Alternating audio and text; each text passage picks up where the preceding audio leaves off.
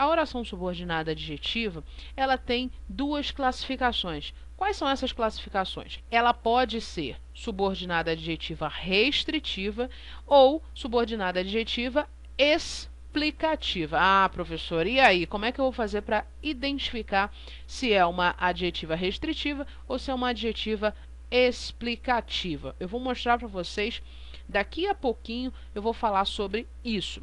Vamos ver mais um exemplo. Se eu falasse assim, o carro que te prometi está ali.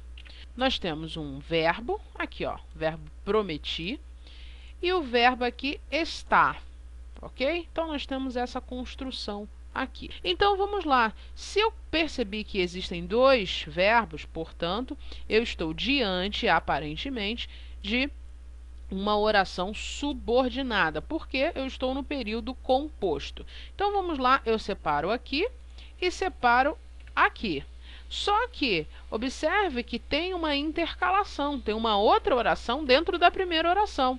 Essa outra oração começa aqui, antes do que, e ela termina depois do prometi. Então, eu tenho a primeira oração, o carro está ali, e a segunda oração, que te prometi. Observe o seguinte, a segunda oração, ela cumpre as exigências de uma oração subordinada adjetiva? Vamos ver. Equivale a um adjetivo? O carro que te prometi, eu posso trocar este que te prometi por o carro prometido, né? Portanto, cumpriu a primeira função, que é a função de um adjetivo. Ela equivale a um adjetivo.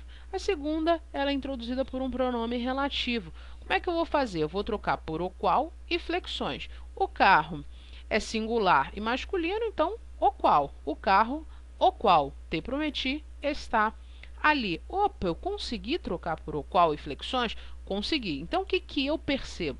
Que este que aqui é um pronome relativo.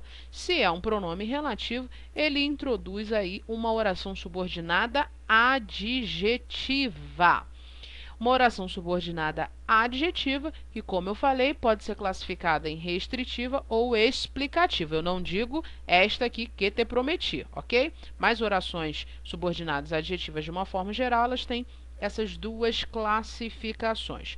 O que eu preciso que você faça? Observe o seguinte, que nesses dois exemplos que eu dei, deixa eu marcar aqui de amarelo, nesses dois exemplos que eu dei, a oração adjetiva, olha aqui, ó, que estuda e que te prometi, essas duas orações, elas limitam o sentido do substantivo. No caso aqui da segunda oração, o substantivo é carro, e na primeira oração, o substantivo é candidato. Percebeu que elas limitam? O candidato que estuda, é somente aquele que estuda. O carro que te prometi, aquele carro específico que eu prometi a alguém.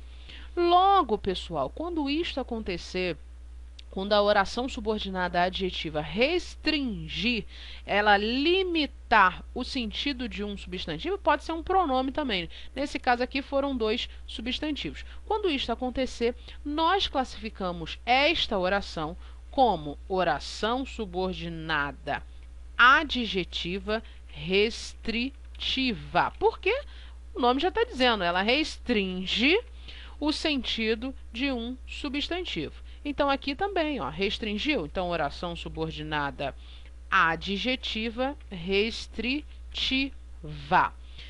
Então, nós já vimos que a oração subordinada adjetiva pode ser restritiva. Qual é a característica de uma oração subordinada adjetiva restritiva? Ela restringe, ela limita o sentido de um substantivo ou de um pronome, e este pronome ou substantivo está na oração anterior, está na oração principal, ok? Algo importante sobre a oração adjetiva restritiva. Então, vou colocar aqui, ó, atenção. Pela oração adjetiva restritiva, como o nome já está dizendo, limitar, restringir o sentido de um substantivo ou de um pronome, essa oração ela não pode ser retirada da frase.